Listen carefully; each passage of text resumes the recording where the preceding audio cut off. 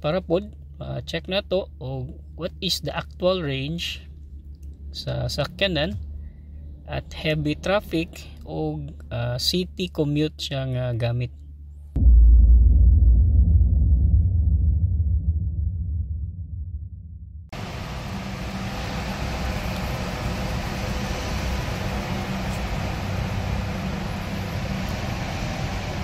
So may gabi sa kanan, so time check, it's now 9:21 PM. So natakaroon sa SM Seaside City. So currently charging at 98% and going to 100% in 13 minutes.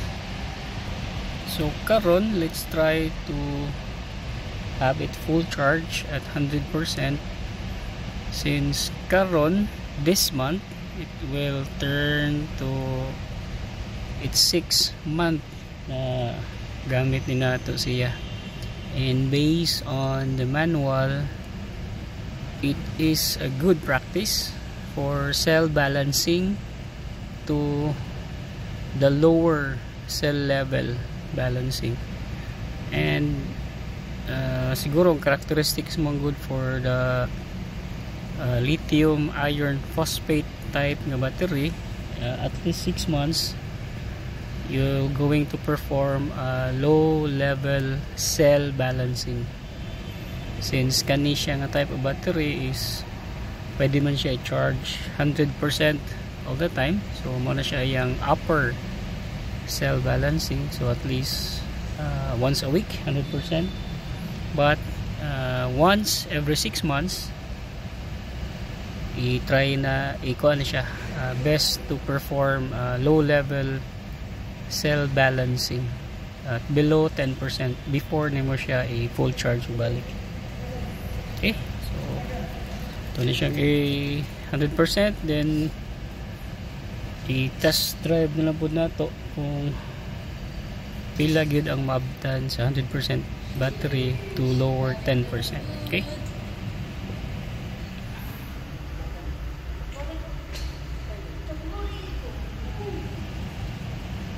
so 11 minutes more.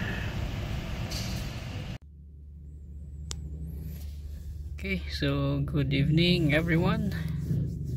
So today is September 15, so it is exactly 1 week nag 100% charged at the SM Seaside, and ang atong buhaton karon is observe na to after a week of use, since mag 6 months naman ang sakyanan. So it is advised and suggested by via sa owner's manual na we need to do a low level cell balancing sa atong battery. So meaning we need to reach 10% and below before we recharge the battery. That is to optimize low level cell balancing, since kani siya nga type sa battery is wa man di problema kung i-charge naman siya at 100% all the time, since ang iyang battery chemistry is a lithium iron phosphate. So karon after 1 week of use, we are now at 41%, and the estimated remaining range is around 197 kilometers. But since ato ning reset last time, so atong trip after a week is around 166.5 kilometers. So lately lang medyo traffic gyud kaayo. Sometimes we would stuck in traffic around 1 hour or 2 hours depende. Labi na sigig ulan, so medyo traffic gyud sa Cebu karon this time. So kung ato siya i-compute in a 1 week time, nata around 23-24 kilometers per day for that week na to siya ginagamit. So update lang ta later once mabot siya og 10%, para pod check na to og what is the actual range sa sakyanan at heavy traffic og city commute siya nga gamit. Okay, so update lang tapon.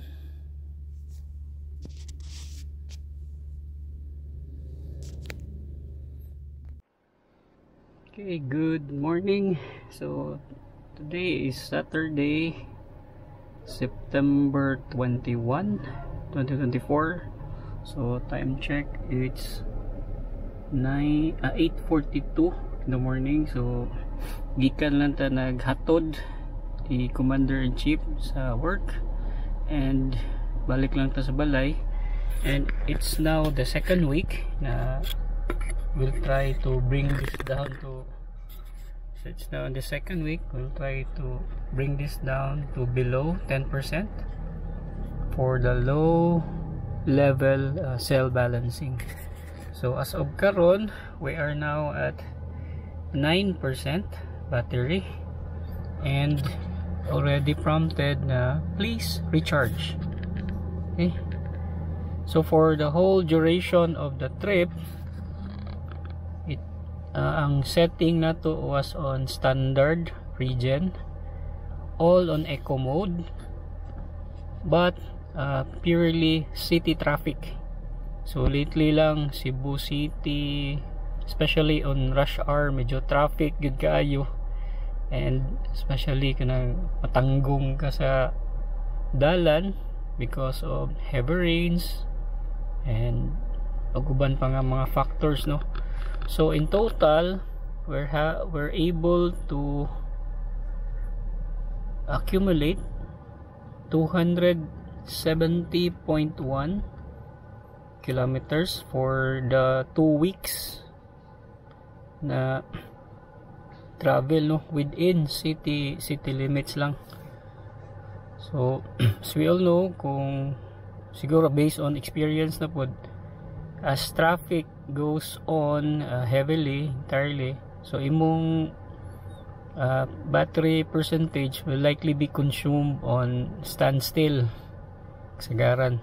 Okay, so a total of 270 kilometers, pero i-add na to ning 41 kilometers nga estimated remaining, so it would total around 311 kilometers.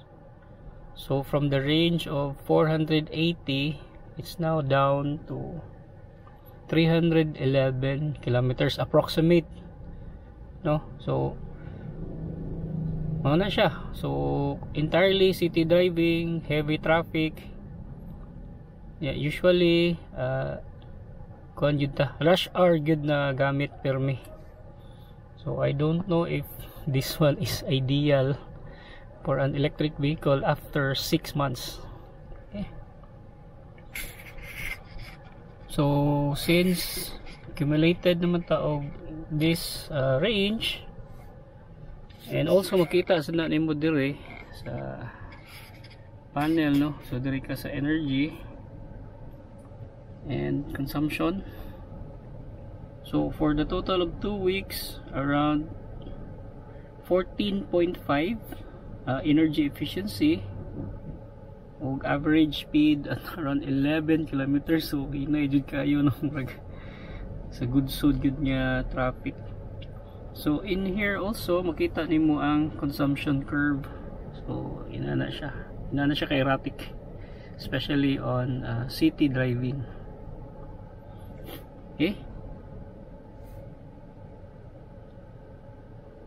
so far mo lang na siya. So this time we'll try to check kung pila ka charging hours ang ato ang makonsume to reach 100% from 9%. Okay, so try na to plug in ang charger and let's see. From there we can already compute what will be our energy consumption in terms of pesos for the 311 kilometers na accumulated distance. Okay, so try siya na to plug in ang charger. So turn off sa nato. So remember 9%. Okay, then plug na to ang charger.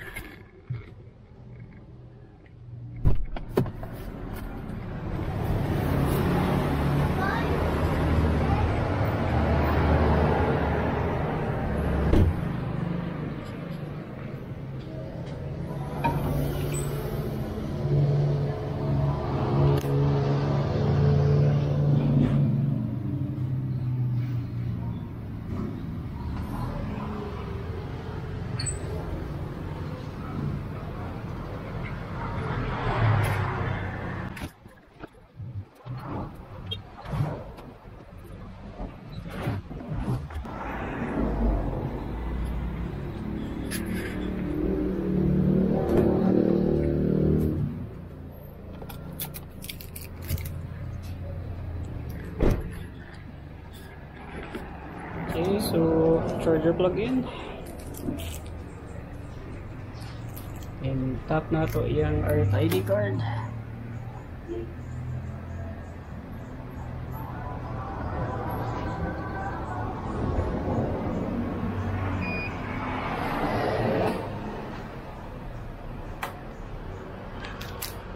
Okay, so it's now blinking green.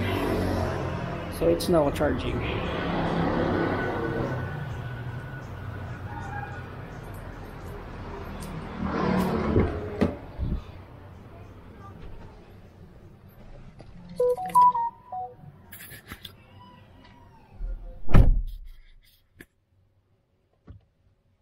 Okay,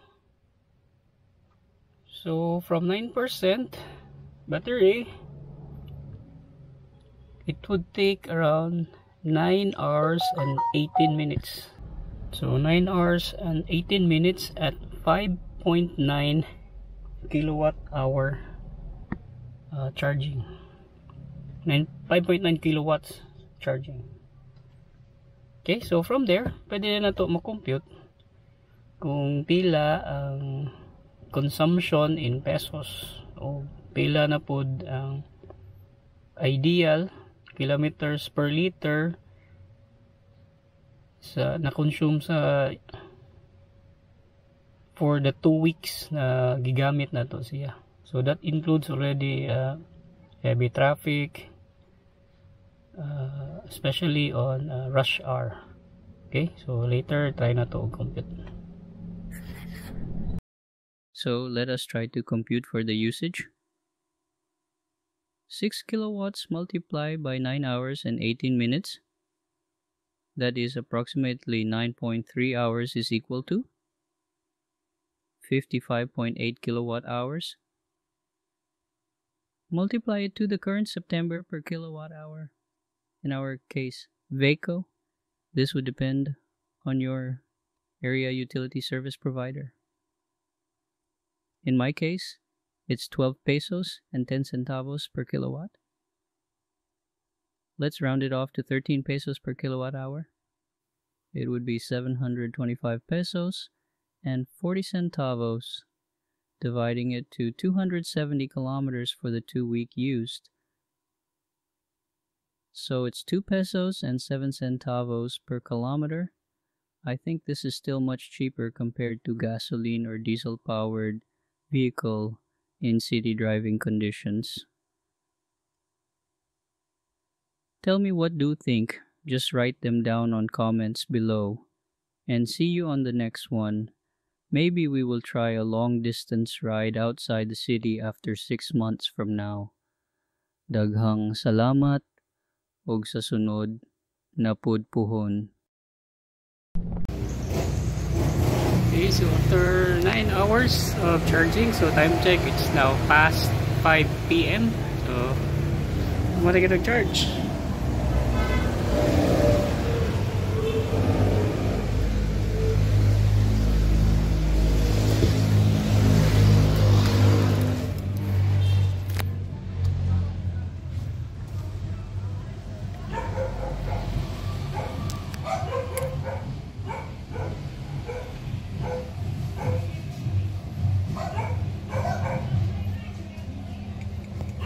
Okay, so it's already 100%.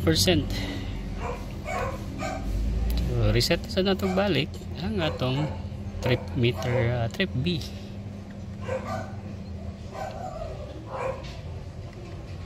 As well as trip A. So as you can see, connected po ang charger. So disconnect na to tanan. Ayos.